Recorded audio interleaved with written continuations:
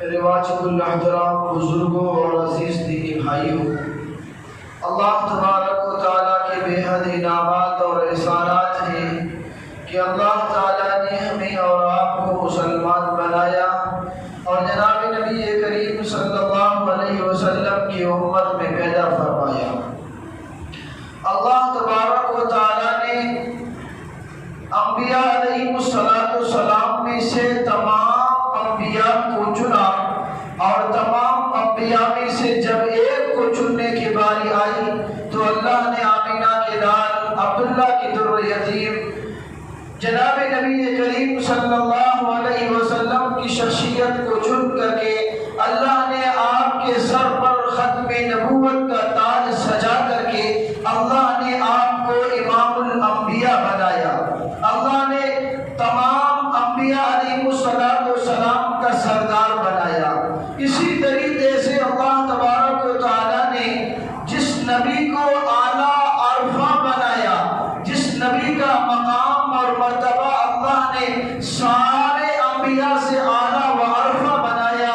اللہ تبارک و تعالیٰ نے اسی طریقے سے تمام نبیوں کو ملنے والی امتوں میں سے اللہ نے ہمیں اور آپ کو چن کر کے اپنے حبیب جناب محمد رسول اللہ صلی اللہ علیہ وسلم کی جھولی میں ڈال کر کے اللہ نے ہمیں اور آپ کو خیر امت کے لقب سے یاد کیا۔ اللہ تبارک و تعالیٰ نے جس طریقے سے اس نبی کو ملنے والی، جس طریقے سے اس امت کو ملنے والے نبی بلند ہیں، اسی طریقے سے نبی آخر الزمان جناب رسول اللہ صلی اللہ علیہ وسلم کو ملنے والی امت کو بھی اللہ نے خیر امت بنایا، تمام امتوں سے اعلیٰ و افضل بنایا۔ اسی لیے اللہ تبارک و تعالیٰ نے قرآن کریم میں فرمایا اللہ کی ذات وہ ہے جس نے جناب نبی کریم صلی اللہ علیہ وسلم کے صدقے میں اللہ نے ہمیں اور آپ کو ساری کائنات سے چن کر کے اپنے محبوب کا امتی بنایا۔ اس لیے علماء کرام نے فرمایا کہ اللہ کو اس امت سے اتنا پیار ہے، اتنی محبت ہے اللہ کو اس امت سے، فرمایا کہ ساری امتیں اللہ کی مغفرت کی تلاش میں رہتی ہیں اور ساری امتیں اللہ کی مغفرت کی طلبگار رہتی ہیں، لیکن اللہ کی مغفرت محمد رسول اللہ کے غلاموں کی تلاش میں رہتی ہے۔ اللہ تبارک و تعالیٰ کی جنت، ساری امتیں جنت کی تلاش میں ہیں، لیکن جنت محمد کے غلاموں کی تلاش میں ہے۔ یہ مقام اور مرتبہ ہے اس امت کا۔ تو نبی کریم صلی اللہ علیہ وسلم کے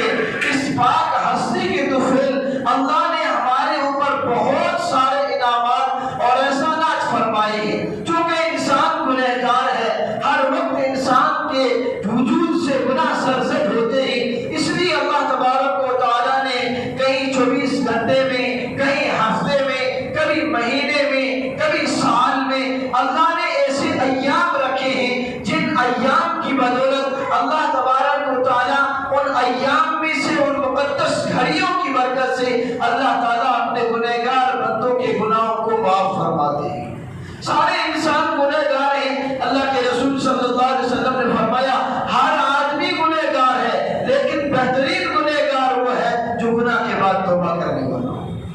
گناہ تو سب سے ہوتے ہیں، تو اللہ تبارک و تعالیٰ نے اپنے بندوں کی معافی کے لیے اللہ نے مختلف جو ہے زمانوں میں یا مختلف اوقات میں کچھ گھڑیاں مختص کی ہیں۔ مثلا اللہ تعالیٰ نے 24 گھنٹے کی جو رات دن کی میعاد ہے، اس میں اللہ نے رات کا آخری پہر رکھا، اتنا بابرکت اس کو بنایا۔ نبی نے فرمایا کہ جب رات کا آخری پہر ہوتا ہے تو اللہ کی رحمت آسمان دنیا سے متوجہ ہوتی ہے اور انسانوں کو پکارتی ہے، حل من مستغفر، ہے کوئی گناہوں کی معافی چاہنے والا، میں اس کے گناہوں کو معاف کر دوں، حل من مسترزق، ہے کوئی روزی کا مطلب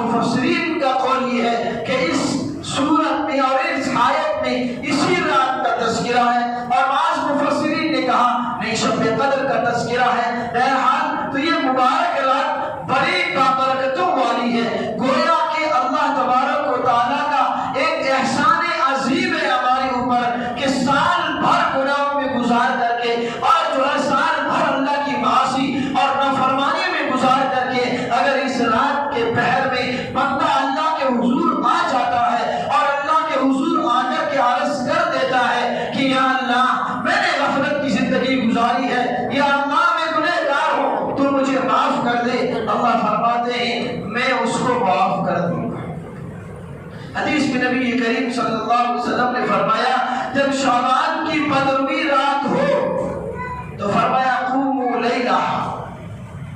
اس رات کا قیام کرو، اس رات کو جاگو، اس رات کو اللہ کے حضور میں اللہ کے یہاں عبادت میں گزارو، ذکر و اذکار میں، استغفار میں، تلاوت میں گزارو۔ کیوں؟ اس لیے کہ یہ رات وہ رات ہے جس کے بارے میں آتا ہے کہ اس رات میں انسان کے سال بھر کے اعمال ناموں کو اللہ کے حضور پیش کیا جاتا ہے۔ گویا کہ سالانہ بندے کے اعمال کا رزلٹ اور جو ہے اس کی ڈیٹیل اللہ کے دربار میں پیش کی جاتی ہے۔ نبی کریم صلی اللہ علیہ وسلم 15 شعبان کو روزہ رکھتے تھے، بلکہ 15 شعبان ہی کو نہیں، حدیث میں آتا ہے نبی کریم صلی اللہ علیہ وسلم کے صحابی فرماتے ہیں کہ میں نے اللہ کے رسول کو رمضان اور شعبان سے زیادہ، سب سے زیادہ ان 2 مہینوں میں روزے رکھتے دیکھا ہے، اس سے زیادہ کبھی روزے رکھتے نہیں دیکھا۔ ہر مہینے میں ایام 20 کے آپ روزے رکھا کرتے تھے،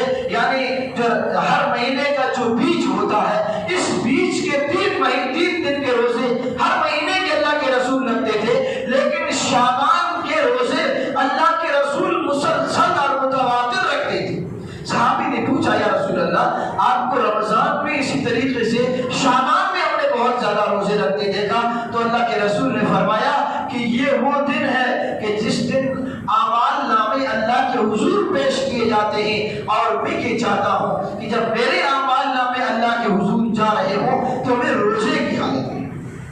اللہ کے رسول صلی اللہ علیہ وسلم کیا فرماتے ہیں کہ میں اس حالت میں جانا، میرے اعمال اس حالت میں اللہ کے پاس جاوے کہ میں روزے کی حالت میں ہوں۔ اور اس بات کے مطابق امی عائشہ رضی اللہ تعالیٰ عنہ فرماتی ہے کہ اتنی مبارک رات ہے، فرماتی ہے کہ اللہ کے رسول صلی اللہ علیہ وسلم میرے یہاں آرام فرماتے، رات کے پہر میں اللہ کے رسول اٹھے، میری آنکھ کھلی تو میں نے اللہ کے رسول کو اپنے بستر پر نہیں پایا، سو مجھے خدشہ لاحق ہو گیا کہ اللہ کے رسول کہیں اپنی دوسری ازواج میں سے کسی کے پاس نہ چلے جاویں۔ چنانچہ فرماتی ہے کہ میں اللہ کے رسول کی تلاش میں نکلی،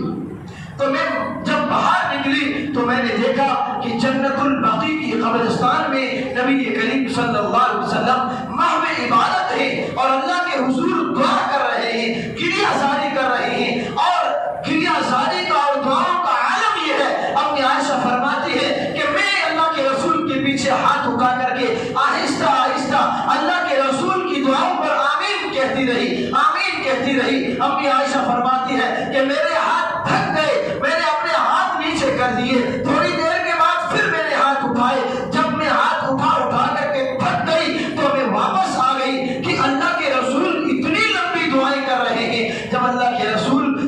دعا ختم کرنے والے تھے تو میں اس سے پہلے اپنے کمرے میں اور اپنے حجرے میں آ گئی، اللہ کے رسول پیچھے تشریف لائے، دیکھا امی عائشہ کا سانس پھولا ہوا ہے، پوچھا عائشہ تمہیں کیا ہو گیا کہ تمہیں اس بات کا ڈر ہے کہ اللہ کے رسول تمہارے ساتھ خیانت کرے گا؟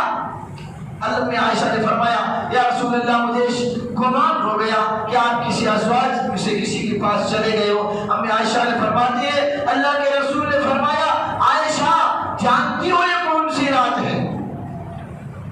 عرض کیا اللہ اور اس کا رسول ہی زیادہ جانتے ہیں۔ فرمایا یہ شعبان کی 15ویں رات ہے،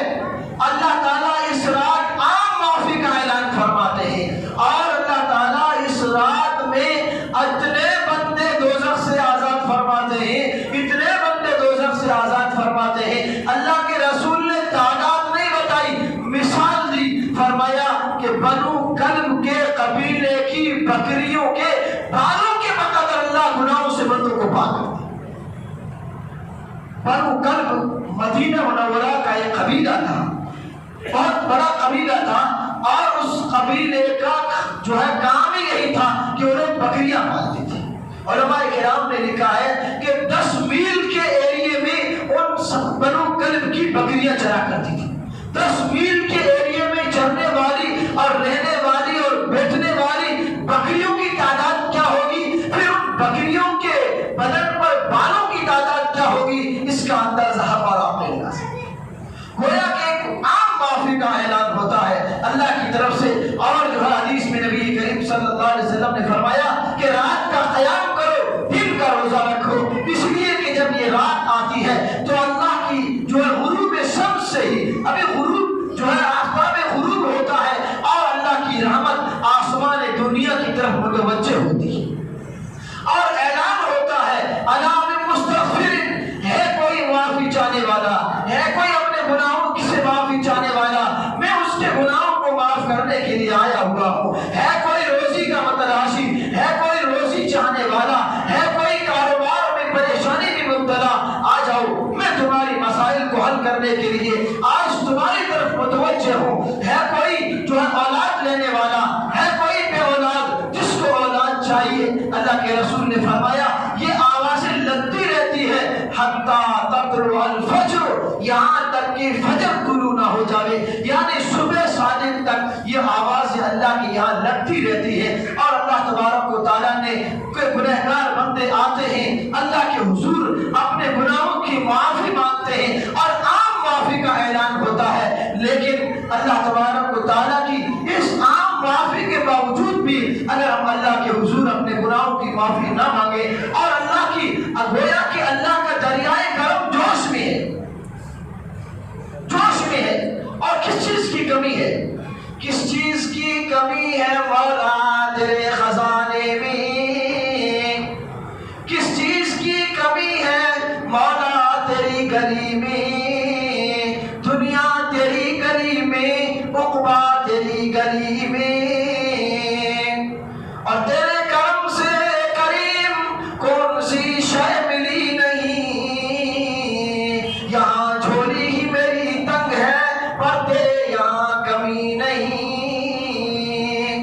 اللہ کے خزانے میں کمی نہیں ہے، اللہ کی رحمت پکار رہی ہے گنہگار بندوں کو، فرماتے ہیں اللہ قرآن میں میرے گنہگار بندوں مایوس ہونے کی ضرورت نہیں ہے، حدیث میں نبی کریم صلی اللہ علیہ وسلم نے فرمایا جب ایک گنہگار بندہ، اللہ کا نافرمان بندہ جس نے ساری زندگی اللہ کی نافرمانی میں گزار دی ہو، اور جب اللہ کے یہاں آتا ہے، اللہ کے در پہ آتا ہے اور اپنی معافی کا اعلان کرتا ہے اور اپنے رب سے معافی چاہتا ہے، اللہ کے رسول صلی اللہ علیہ وسلم نے فرمایا اب مالک اور اپنا پروردگار اس بندے سے اتنا خوش ہوتا ہے، اتنا خوش ہوتا ہے، اللہ کے رسول نے مثال دی، اللہ کے رسول نے فرمایا کہ ایک آدمی سفر پر نکلا ہو، اس کے ساتھ اس کی سواری ہو، اور اس سواری پر اس کے خورد و نوش کا اور جو ہے سامان سفر اور زاد راہ اس سواری پر لاد کر کے، اور وہ آدمی جو ہے لمبے سفر پر نکلتا ہے، اور جب اس سفر کرتا کاٹتا جب سنسان وادیوں میں پہنچتا ہے اور کسی صحرا میں پہنچتا ہے، اور وہاں پہنچ کر کے اس کے دل میں یہ خیال آتا ہے کہ تھوڑی دیر آرام کر لوں، وہ کسی درخت کے نیچے سو جاتا ہے آرام کرنے کے لیے، لیکن جس اونٹنی کو اور جس سواری کو اس پر جس کا زادے رہا اور زندگی کا سامان اس کے پاس اس سواری پر موجود تھا، اللہ کے رسول فرماتے ہیں وہ سو جاتا ہے اور اس کی سواری اور جو ہے وہ اپنی نکیل لے کر کے نکل جاتی ہے، جب اس کی آنکھ کھلتی ہے تو دیکھتا ہے کہ سواری نہیں، بھلا بتائیے اس بندے کے غم کا اور اس بندے کے جو ہے ہموم اور حزن کا کیا عالم ہوگا، اس بندے کی مایوسی کا کیا عالم ہوگا، جہاں دور دور تک کوئی آبادی نہ ہو اور جہاں دور دور تک کھانے پینے کا کوئی نظم نہ ہو، اور جو کچھ اس کی زندگی کا سامان تھا وہ اس سواری پر تھا، اور وہ سواری نکل گئی اور وہ اس صحرا میں سواری کو ڈھونڈ رہا ہے، اللہ کے رسول فرماتے ہیں کہ وہ ڈھونڈ رہا ہے، لیکن جب تھک گیا ہار گیا ڈھونڈ کر کے، اب اس کو سواری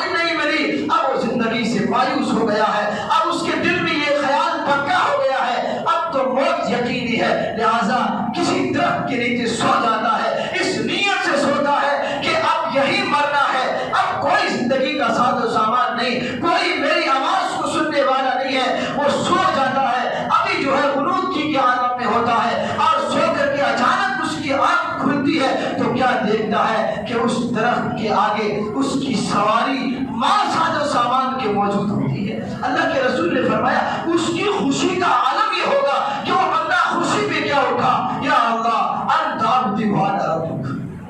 اتنا خوش ہو گیا, اتنا خوش ہوا, کہنا تو یہ چاہیے تھا اے اللہ تو میرا رب ہے, میں تیرا بندہ ہوں. اللہ کے رسول نے فرمایا خوشی خوشی میں اس نے کہا اے اللہ تو میرا بندہ, میں تیرا رب. اتنی خوشی. اللہ کے رسول نے فرمایا جتنی خوشی اس بندے کو ہوگی اس سے کئی گنا زیادہ اپنے رب کو اپنے بندے کی مغفرت اور اس کی توبہ اور استغفار پر خوشی ہوگی.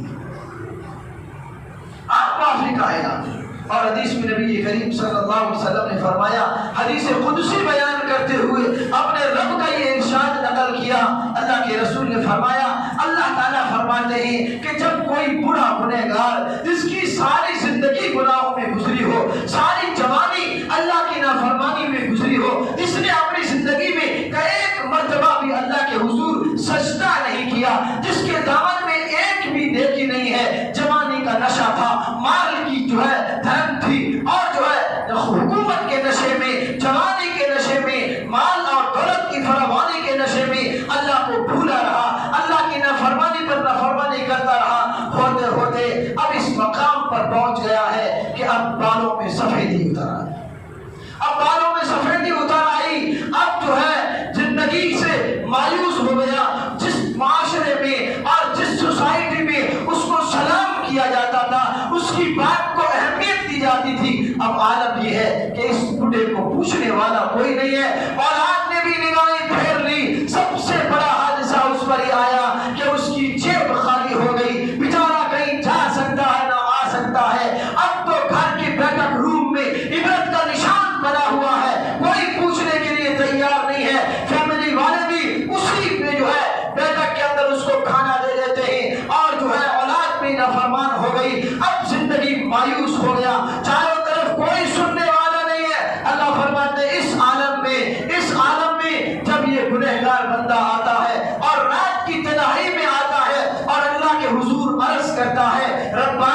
ساری زندگی گناہوں میں گزار دی, اے رب کریم میں نے جوانی گناہوں میں گزاری, تیری نافرمانی میں گزاری ہے, اب آیا ہوں تیرے در پہ, اپنے دامن میں کوئی نیکی بھی نہیں ہے جس کو میں نمونے کے طور پر پیش کر سکوں, دامن خالی لے کر کے آیا ہوں, اب تو ہی ہے میرا. اللہ فرماتے ہیں میرے محبوب جب یہ بندہ رات کی تنہائی میں اٹھ کر کے, میں جانتا ہوں زندگی کا ایک ایک وقت اس کا میرے سامنے ہے, ایک ایک نافرمانی اس کی میرے سامنے ہے, لیکن اللہ فرماتے ہیں میرے محبوب جب یہ برا گنہگار میرے در پہ آتا ہے اور مجھ سے معافی مانگتا ہے تو مجھے اس کے سفید بالوں سے حیا آ جاتی ہے اور میں اس کو معاف کر دیتا ہوں. اس لیے گناہوں سے مایوس ہونے کی ضرورت نہیں ہے. اسلام میں مایوسی کو کفر قرار دیا گیا ہے. چاہے زندگی گناہوں میں گزار دیو, اللہ کی مغفرت پکار کر کے کہہ رہی ہے, اللہ کی رحمت پکار کر کے کہہ رہی ہے. اللہ کے محبوب کی زبانی یہ اعلان کروایا گیا. قرآن کریم میں اللہ تعالیٰ فرماتے ہیں قُلْ يَا عِبَادِيَ الَّذِينَ أَسْرَفُوا عَلَىٰ أَنفُسِهِمْ لَا تَقْنَطُوا مِن رَحْمَةِ اللَّهِ. میرے محبوب اعلان کر دیجئے نا اپنے میرے بندوں میں, کہہ دیجئے ان میرے گنہگار بندوں کو جس نے ساری زندگی گناہوں میں گزاری, جس نے ساری جوانی اللہ کی نافرمانیوں میں گزار دی, لیکن اب شرمندہ ہو کر میرے در پہ آتا ہے تو کہہ دیجئے لا تقنطوا من رحمت اللہ. اللہ کی رحمت سے نا امید ہونے کی ضرورت نہیں. ان اللہ یغفر الذنوب جميعا, اللہ تمہارے سارے گناہوں کو معاف کر دیں گے. اور حدیث میں نبی کریم علیہ السلام نے اپنے رب کا ارشاد نقل فرماتے ہوئے فرمایا میرا رب کہتا ہے کہ اگر اے ابن آدم, اے انسان, تو اتنے گناہ کر لے, تیرے گناہ آسمان اور زمین کی خلا کو پر کر لے, تیرے گناہ اتنے ہو جاوے کہ سمندر کے جھاگوں سے بھی بڑا زیادہ ہو جاوے اور آسمان کو چھونے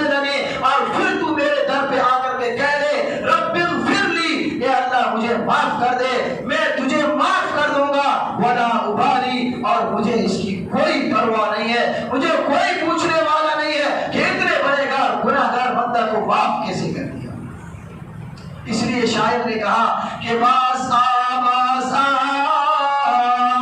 ہر آنچ ہستی باز آ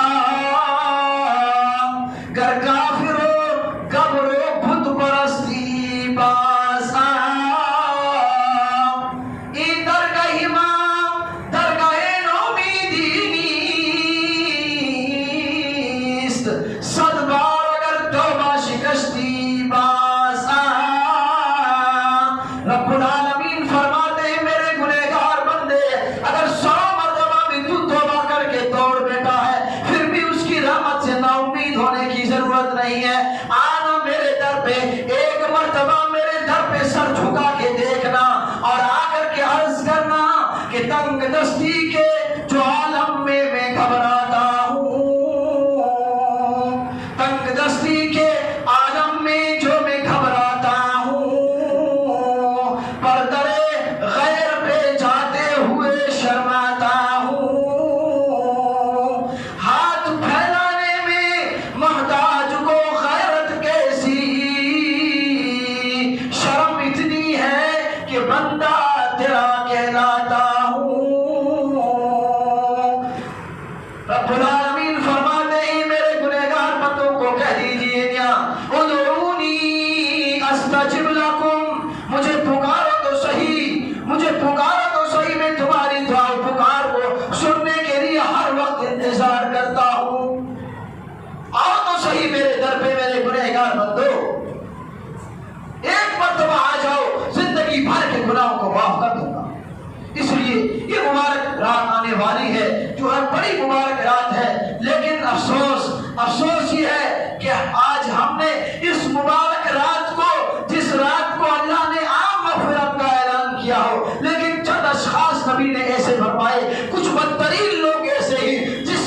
جن کی اس مبارک رات میں بھی مغفرت نہیں کی گئی ہے. ان بدترین انسان میں سے، بدترین اشخاص میں سے ایک مشرک ہے، اللہ کے ساتھ کسی غیر اللہ کو شریک کرنے والا، اور ایک تکبر کے طور پر اپنا پاجامہ ٹخنوں سے نیچے لٹکانے والا، اور ایک اپنے مومن بھائی کے متعلق دل میں کینہ رکھنے والا، اور اسی طریقے سے ایک ماں باپ کا نافرمان بندہ اور شراب پینے والا، شراب کا عادی. یہ وہ لوگ ہیں، بدترین لوگ ہیں جن کی اس مبارک رات میں بھی اللہ مغفرت نہیں فرمائے.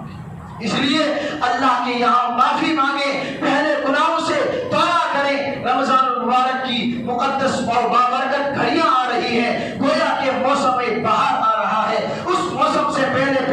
اپنی پچھلی زندگی سے توبہ کریں اور اپنی زندگی کو پاک صاف کریں اور ایک نئی زندگی کی شروعات کریں، اور اللہ سے مانگیں اس رات تو اللہ کی رحمت کو جلوے دیکھنے کی تھی. جہاں اللہ کی رحمت کے جلوے کے نظارے ہونے چاہیے تھے، بندے اللہ کے حضور میں آتے اور اللہ کے حضور میں اللہ سے معافی مانگتے اور اللہ سے اپنی مشکلات حل فرماتے. جیسا روایات میں آتا ہے کہ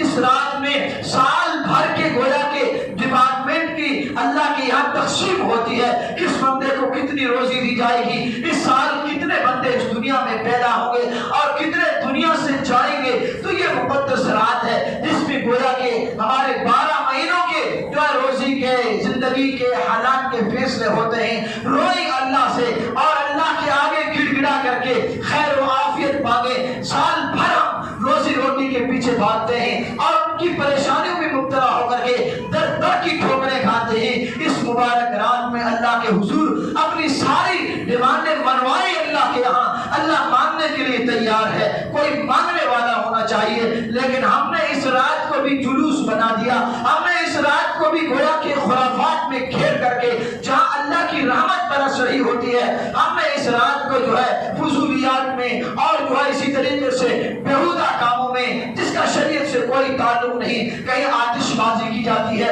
ڈرامہ کیا جاتا ہے، اور جو ہے مسلم نوجوان لڑکے جو ہے رات بھر شب بیداری کے نام پر چوکوں پر، چوراہوں پر، ہوٹلوں پر گھومتے ہی. تو میرے بھائی یہ گھومنے کی رات نہیں ہے، یہ رات جو ہے چوکوں چوراہوں پر بیٹھ کر کے صرف خالی شب بیداری کے نام پر کتنے گناہ کر لیتے ہیں. میں ایک بات آخر میں یہ کہتا ہوں، اگر اس رات میں ہم عبادت نہیں کر سکتے، نیکی نہیں کر سکتے، تو کم از کم اتنا تو کر لیں کہ اس رات میں کوئی اللہ کی نافرمانی والا کام نہ کرے۔ کم سے کم ہم اتنا نہ کر سکتے ہیں اللہ کی نافرمانی والے کام نہ کریں۔